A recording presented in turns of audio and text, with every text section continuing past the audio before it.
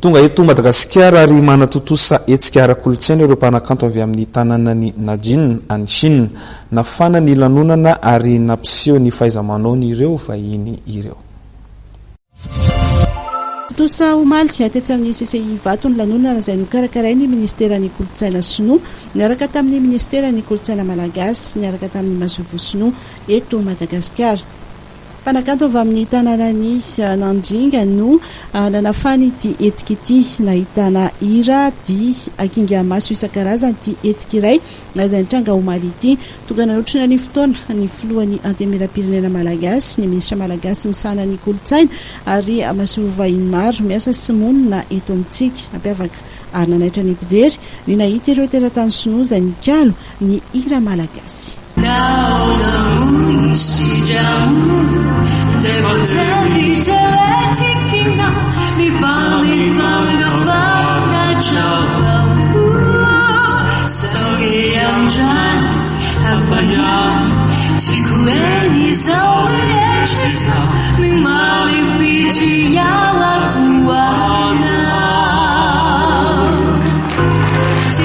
谢谢。